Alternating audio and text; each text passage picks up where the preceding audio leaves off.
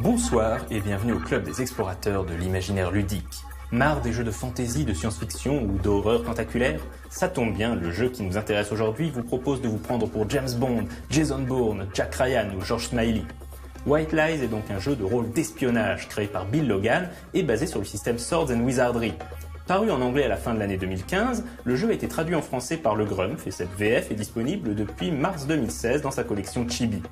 Êtes-vous prêt à faire de vilaines choses pour d'admirables raisons? C'est la guerre, une guerre de tous les jours, une guerre idéologique. Les soldats qui la mènent ne marchent pas en ligne, ils ne font pas leur rapport en bâtiment pentagonal. C'est une guerre des ombres, où une information peut être mortelle qu'une balle, où les adversaires ne portent pas toujours d'uniforme. White Lies raconte des histoires à propos de forces spéciales clandestines parachutées derrière les lignes ennemies pour accomplir des missions qu'aucun gouvernement ne reconnaîtra jamais. Des histoires à propos d'agents qui reçoivent des ordres d'hommes et de femmes dont les identités n'apparaissent dans aucune base de données. Des histoires à propos de mercenaires et d'espions. Des histoires de secrets, de séduction, de subterfuges, de mensonges, d'assassinats, de corruption, d'intrusion, d'action et d'aventure. Des histoires pleines de conspirations, de grands méchants mystérieux et d'engins de fin du monde. Le plus drôle, c'est que personne ne voit cette guerre se dérouler. Tous ces exploits sinistres et dangereux qu'accomplissent ces hommes et ces femmes pour vous protéger, personne n'en raconte les hauts faits. La vérité est dissimulée par le gouvernement et les médias, avec quelques pieux mensonges pour vous laisser dans l'ignorance. Dans White Lies, les joueurs incarnent un groupe d'agents secrets définis par 6 caractéristiques: force, intelligence, sagesse, constitution, dextérité et charisme. La valeur de ces caractéristiques est déterminée en lançant 3d6.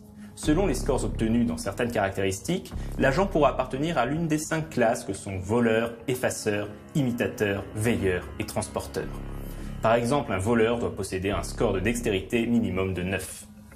Le voleur sait se glisser au travers des systèmes de sécurité pour mettre la main sur des choses qui ne lui appartiennent pas. Souvent recruté dans les rangs des soldats, des mercenaires, des tueurs à gages, des officiers de police ou des maîtres en arts martiaux, l'effaceur sait tuer des gens et casser des trucs. Les imitateurs savent inspirer la confiance, embobiner les gens et obtenir des secrets et des informations en mentant, en menaçant et en séduisant.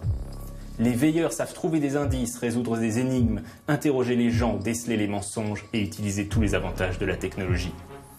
Enfin, les transporteurs savent conduire une marchandise d'un point à un autre, qu'il s'agisse de containers bien arrimés ou de caisses parachutées en territoire hostile. La plupart du temps, le meneur de jeu, que l'on appelle contrôle, peut simplement estimer si l'action d'un agent réussit ou échoue. On n'a pas besoin de lancer les dés pour la moindre action. Ce n'est que lorsqu'une tâche n'est pas si simple que le joueur devra effectuer un jet de compétences pour son personnage, à moins que Control ne lui demande simplement de lui décrire la manière dont l'agent s'y prend. Pour effectuer un jet de compétences, le joueur lance un des 6. Si le résultat est égal à 4 ou plus, on note 4+, le personnage atteint ses objectifs.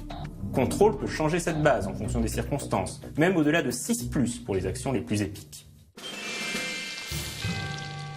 White Lies séduit par la simplicité de ses règles, mais aussi par sa flexibilité. On peut jouer des campagnes réalistes, épiques, mais aussi plus fantastiques, mettant en scène des vampires ou des extraterrestres façon Delta Green ou X-Files. Le livre inclut des idées pour concevoir ses propres missions, ses agences plus ou moins occultes dont les personnages feront partie, leurs adversaires et les conspirations que les joueurs devront affronter. Mais le livre contient également des agences prêtes à l'emploi comme le Bureau 19, Unicorn, Miles Christie, ainsi qu'une mission complète.